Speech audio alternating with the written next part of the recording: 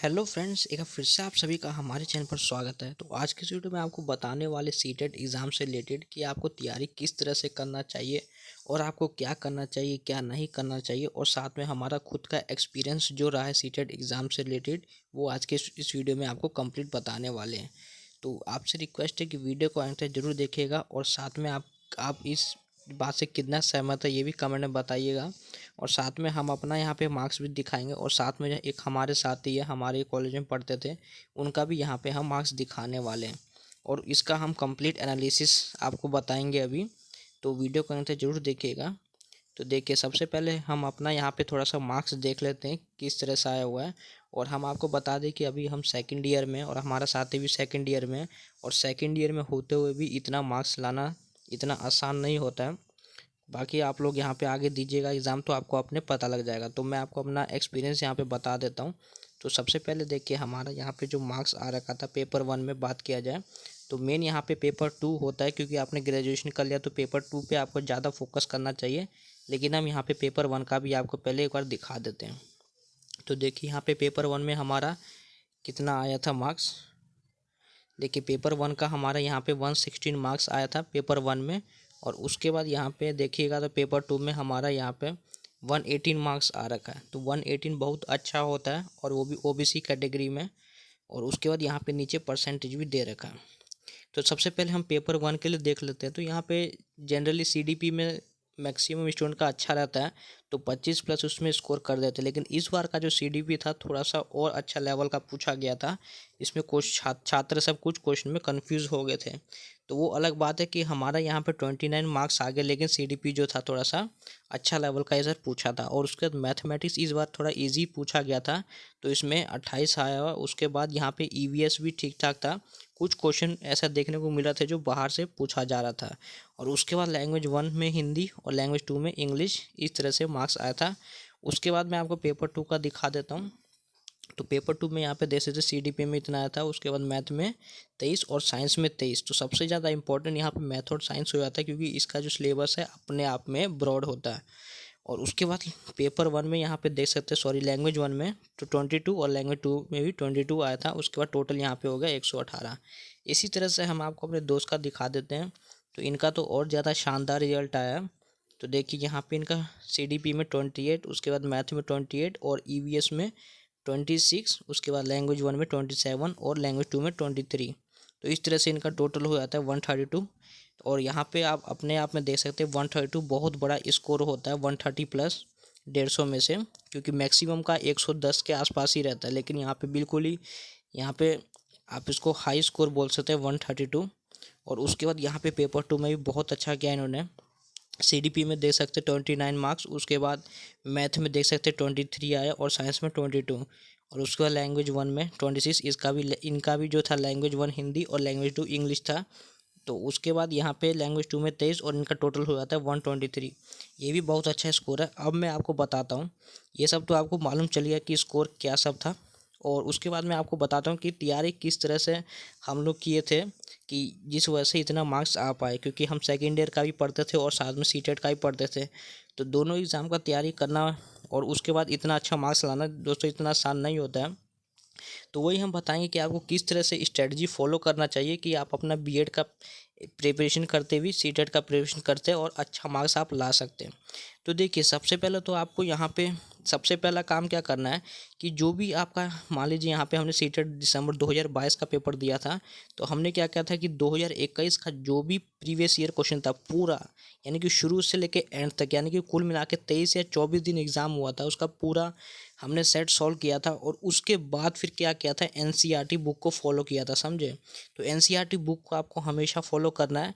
तो सबसे पहले आप क्वेश्चन पेपर लगाइए। क्वेश्चन पेपर लगाने से ये होता है कि आपके मन में एक आइडिया आ जाता है कि इस तरह से क्वेश्चन को घुमाया जाता है और इस तरह से पूछा जाता है। क्योंकि अभी क्या किया सीटेट वालों ने, स्टेटमेंट वाला क्वेश्चन ज़्यादा कर दिया। देखिए, स्टेटमेंट में बहुत लोग फंस जाता है, क्योंकि स्टेटमेंट वाला क्वेश्चन वही सॉल्व कर सकता है जिसके पास डेप्थ में नॉलेज हो। मान लीजिए क्वेश्चन है यहाँ पे दिया हो सीटेट ने, तो यहाँ पे स्टेटमेंट दे रखा है 1 2 3 4 करके स्टेटमेंट हो गया। और उसके बाद यहाँ पे ऑप्शन बना देगा कि स्टेटमेंट 1 2 3 सही है या स्टेटमेंट 3 4 सही है, इस तरह से 4 ऑप्शन बना देगा। और इसमें क्या होता है, टाइम कंज्यूमिंग होता है। इसमें आप पहले क्वेश्चन पढ़िएगा, सब स्टेटमेंट पढ़िएगा, फिर ऑप्शन भी पढ़िएगा। तो इस तरह से यहाँ पे आपको अच्छे से बिल्कुल अंडरस्टैंडिंग के साथ पढ़ना होता है। तो आप यहाँ पे ईवीएस का एनसीईआरटी बुक फॉलो करिएगा। और उसके बाद यहाँ पे मेन होता है यहाँ पे पेपर 2 मैथ और साइंस।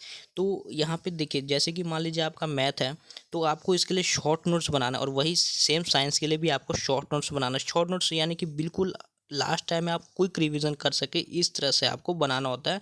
तो मान लीजिए अगर आप मैथ का शॉर्ट नोट्स बना रहे हो, तो आपको एक पेज में क्या करना है, जितना भी फॉर्मूले हैं वो सब लिख लेने हैं। और उसके बाद एक पेज में आपको वो लिखना है जो क्वेश्चन शॉर्टकट तरीके से सॉल्व होते हैं, जैसे कि इंक्रीजिंग डिक्रीजिंग, या कोई भी इस तरह का क्वेश्चन होता है, जैसे कि ये क्यूब रूट कैसे निकालना है, स्क्वायर रूट, मतलब तुरंत सेकंडों में निकलना चाहिए आंसर। क्योंकि आप जानते हैं कि उन सब का क्वेश्चन में क्या थोड़ा सा समय लगता है निकालने में, इसलिए आपको जो भी आप मेथड यूज़ करते हैं शॉर्टकट, तो उसको एक पेज पे लिख लेना, और जितने भी आपके मैथ के फॉर्मूले उसको एक पेज पे लिख लेना, ताकि आपको लास्ट टाइम में अच्छे से आप तैयार कर सको उसको। और वही मैं आपको बताता हूँ, यहाँ पे साइंस के लिए भी आपको वही फॉलो करना है। साइंस में क्या होते हैं, बहुत सारे ऐसे रिएक्शन हैं, जैसे कि मेटल नॉन मेटल सबका प्रॉपर्टी होता है, और वहाँ से क्वेश्चन पूछे जाते हैं। बच्चे क्या करते हैं, ऊपर ऊपर का पढ़ लेते हैं और डेप्थ का नहीं पढ़ते। तो आपको साइंस में क्या करना है, एग्जाम्पल के साथ पढ़ना है, क्योंकि पेपर में देखा गया एग्ज़ाम्पल भी काफ़ी ज़्यादा पूछे जाते हैं। क्योंकि आपको एग्ज़ाम्पल बता देगा इसमें से कौन सा है और कौन सा नहीं है, तो आपको एग्ज़ाम्पल पता रहेगा तो आप इसको आसानी से क्वेश्चन कर सकते हैं। और उसके बाद यहाँ पे जैसे बायोलॉजी वाले कुछ होता है साइंस में पार्ट, तो उसको भी अच्छे से आपने तैयार करना। और यहाँ पे कंटेंट 20 पूछा जाता है और मैथ में 20 पूछा जाता है, तो इसलिए यहाँ पे इसको थोड़ा सा आपको ज़्यादा पढ़ना पड़ेगा। सब्जेक्ट भी थोड़ा ब्रॉड है साइंस यहाँ पे, तो इसमें डेप्थ में आपको पढ़ सकते हैं यहाँ पे। उसके बाद मैं बता देता हूँ लैंग्वेज 1 लैंग्वेज 2 में तो बेसिक हो गया आपका पेडागोजी 15 मार्क्स का, तो वो आप अच्छे से कर सकते हैं। यहाँ पे मेनली मैं आपको बता देता हूँ कि मैथ और साइंस के लिए आपको सबसे पहले यहाँ पे क्वेश्चन पेपर आप जैसे देखेंगे, तो आपको ये पता लग जाएगा कि क्वेश्चन किस तरह से ये सब किया जाता है। और उसके बाद आप साइंस का बुक पढ़ेंगे ना, तो आपको बहुत अच्छे से मतलब समझ में आ जाएगी। इस तरह क्वेश्चन घुमाते तो आपको यहाँ पे कोई प्रॉब्लम नहीं होगा। लेकिन कुछ बच्चे क्या करते हैं, वो पहली एनसीईआरटी बुक पढ़ने लग जाते हैं, और फिर लास्ट में पेपर आता है तो वहाँ पे तब प्रीवियस ईयर क्वेश्चन सॉल्व करते हैं, तब उनको क्या बहुत दिक्कत होता है उनका, क्योंकि नंबर उस तरह से मतलब दिमाग सेट नहीं हो पाता पेपर के हिसाब से। तो लास्ट में पेपर करते हैं और पहले एनसीईआरटी, तो ये आपको नहीं करना है, क्योंकि हमने भी देख सकते हैं यहाँ पे इतना मार्क्स आया, तो यही कुछ कारण है। इस तरह से हमने स्ट्रेटजी फॉलो किया था, सबसे पहले प्रीवियस ईयर का क्वेश्चन पूरा सॉल्व कर लेना है। उसके बाद आपको एक आइडिया हो जाएगा क्वेश्चन किस तरह से पूछा जाता है, और उसके बाद फिर आप एनसीईआरटी बुक को फॉलो कीजिए। और एनसीईआरटी जब आप बुक पढ़ते हैं, तो साइड में अपना एक कॉपी ले लीजिए, या तो कोई भी पेज ले लीजिए, उसमें क्या शॉर्ट नोट्स बिल्कुल आप अपना बनाते रहिए, समझे। तो हमने भी अपना पूरा शॉर्ट नोट्स अच्छे से बना के रखा था, और जैसे ही एग्ज़ाम का डेट आया, उसके बाद हमने क्विक रिवीजन उसको किया था। तो देख लीजिए यहाँ पे जो मेरा पेपर था, ये मेरा पेपर था 30 जनवरी 2023 को। तो यहाँ पे आप देख सकते कि मेरा था 30 जनवरी 2023 को, और जो मेरा जो साथी था यहाँ पे, इनका जो एग्ज़ाम था वो था यहाँ पे 29 दिसंबर 2022 को इनका एग्ज़ाम था। तो ऐसा तो नहीं है कि इनके पास जो है सो समय ज़्यादा था तो इनका ज़्यादा नंबर आया। तो इन्होंने देखिए कम समय में भी देखिए कितना अच्छा यहाँ पे स्कोर किया है, बल्कि इनके पास तो समय भी कम था, हमारे पास तो 1 महीना और ज़्यादा टाइम था। तो ऐसा इसलिए हुआ क्योंकि इन्होंने सब टॉपिक को अच्छे से पढ़ लिया था। देखिए साइंस का क्या होता है, एक बुक होता है 6 7 8 का पूछा जाता है। तो अगर आपका सब टॉपिक मजबूत होगा ना, तो आपसे सीटेड कोई भी टॉपिक से पूछे क्वेश्चन, तो आपका तो जेन्युइन है कि स्कोर अच्छा आएगा ही। लेकिन कुछ स्टूडेंट क्या करते हैं, बहुत कम जो मेन टॉपिक होते हैं वो पढ़ के चल जाते हैं। तो उससे क्या होगा, आपका 30 में से ज़्यादा 16 17 आ जाएगा। क्योंकि आपको पता है ये कॉन्सेप्ट में पूरा यहाँ पे क्वेश्चन होता है, एप्लीकेशन बेस्ड क्वेश्चन, तो आप याद करके क्वेश्चन नहीं कर सकते हैं। तो वही है कि आप कोशिश कीजिए कि साइंस का जो है पूरा बुक का अच्छे से पूरा टॉपिक आपको पढ़ना है, कोई छोड़ना नहीं है टॉपिक।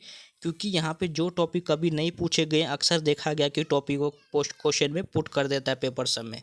तो आपको गलती नहीं करना, आपको पूरा अच्छे से जो सिलेबस है उसको कवर करना है, तभी आप यहाँ पे 30 में से 25 प्लस ला सकते हैं। और उसके बाद यहाँ पे ये भी देखा गया कि कुछ छात्र जो है एग्ज़ाम में यहाँ पे देखिए घर पे बहुत अच्छे से पढ़ते हैं, लेकिन जब वहाँ पे एग्ज़ाम सेंटर में जाते हैं क्वेश्चन सॉल्व करने, तो वहाँ पे कुछ उनसे गलती हो जाता है। तो वही मैं आपको बताने वाला हूँ कि ये तो मैंने बता दिया आपको क्या करना चाहिए। अब मैं आपको बताता हूँ कि आपको क्या नहीं करना चाहिए, क्योंकि दोनों ही बहुत इंपॉर्टेंट पॉइंट है। तो देखिए, मान लीजिए आप यहाँ पे घर में कितना भी अच्छे से पढ़ते हैं और कोई भी क्वेश्चन सॉल्व कर देते हैं आसान से, लेकिन होता है कि जब आप एग्जामिनेशन सेंटर में जाते हैं एग्ज़ाम देने, तो आपके पास एक टेंशन हो जाता है अलग प्रकार से कि ऑनलाइन पेपर देने आए हैं, और उसके बाद यहाँ पे पेपर लेंथी होगा तो कैसे करेंगे, माउस सब क्लिक कैसे करेंगे। तो वो सब आपको टेंशन नहीं करना है, वो सब आपको बिल्कुल ठंडे दिमाग से करना। देखिए, सीटेट का जो पेपर है ना, अगर आप जितना ठंडे दिमाग से करेंगे उतना आपका थोड़ा सा सोचने का पावर बढ़ता है। टेंशन लीजिएगा तो नहीं होता है, क्योंकि जो क्वेश्चन आपको आएगा वो भी आप गलत करके आ जाइएगा। और दूसरी बात मैं आपको बता देता हूँ कि मान लीजिए आप कोई भी पेपर देने बैठे हैं और कोई भी एक क्वेश्चन को आप सॉल्व कर रहे हैं, ठीक है, तो उसके बाद आपको ये आंसर आप ये घर पे कर चुके हैं और आपका जो आंसर नहीं निकल रहा है पेपर के टाइम, तो उसको 1 से 2 बार देख लीजिए। उसके बाद तीसरी बार उसको नहीं छूना है, उसको छोड़ दीजिए, क्योंकि आपका टाइम पूरा वहीं ले लेगा और दूसरा क्वेश्चन पे आप पे प्रेशर बन जाता है। ये बहुत बड़ी बात है, इसको आपने निगलेक्ट करना है। मान लीजिए आपको एक क्वेश्चन नहीं बन रहा है तो छोड़ दीजिए, भले ही आपने घर पे कितना भी उसको पढ़ा तो छोड़ दीजिए, कोई बात नहीं, आप दूसरा क्वेश्चन देखिए। क्योंकि आपके पास यहाँ पे टोटल 150 क्वेश्चन है, तो 150 में से कम सीटेट वाला 10 से 15 नंबर का तो यहाँ पे ऐसा क्वेश्चन पुट आउट करेगा जो आपने कभी ज़िंदगी में पढ़ा ही ना हो।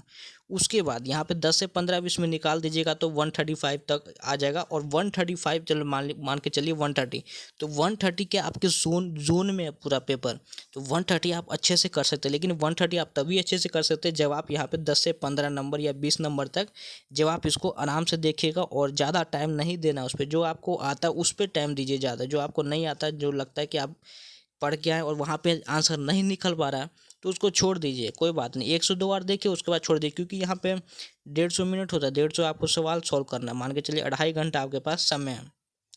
तो ये सब कुछ बात है जो आपको ध्यान में रखना है, और मैंने आपके सामने दिखाई दिया रिजल्ट सब। और आप जानते होंगे कि यहाँ पे हम वीडियो सब भी लाते रहते, तो मतलब बहुत एक तरह से व्यस्त होने के बावजूद भी देखिए इतना अच्छा मार्क्स लाना अपने आप में एक बड़ी बात हो जाता है। और जैसे कि इनका हमारे साथी का भी आप देख ही सकते हैं, तो ये भी यूपीएससी का तैयारी करते हैं, और यूपीएससी का तैयारी करने के बावजूद देखिए इन्होंने यहाँ पे सीटेट सेकंड ईयर में ही रहते हुए अच्छे से अच्छा मार्क्स यहाँ पे ला के निकाला है। और हमने भी इनसे पूछा था कि बताइए थोड़ा सा टिप्स सब कैसे लाएं, तो उन्होंने यही बताया था कि इन्होंने पूरा एनसीईआरटी को फॉलो किया था। ऐसा नहीं है कि बस इधर उधर से वीवीआई क्वेश्चन सब, जो आप जानते ही होंगे कि जो इंपॉर्टेंट टॉपिक होता है वही सब पढ़ के इतना नंबर कभी नहीं लाया जा सकता। इसके लिए आपको पूरा एक अच्छे से स्ट्रेटजी फॉलो करना पड़ता है। और बाकी आपको आपके सामने रिजल्ट है ये तो बाकी हमारा यही सब अनुभव था जो हमने आपके साथ शेयर किया है। और आपको आगे आने वाले समय में सीटेट का हम अगर हो सके तो क्लासेस भी करा देंगे, और बाकी हमने जितना भी नोट्स बनाया था किस तरह से बनाया था वो भी आपको दिखा देंगे। तो आप चैनल को सब्सक्राइब भी कर दीजिएगा। और तो यही सब था, अब यहाँ पे कुछ बचा नहीं। अगर आपको लगता है कि कोई और क्वेश्चन आपके मन में रह गया हो तो प्लीज़ वीडियो को कमेंट कर दीजिएगा, वीडियो पे हम आपको अच्छे से रिप्लाई कर देंगे। तो वीडियो को लाइक और चैनल को सब्सक्राइब कर देना। Thanks for watching this video.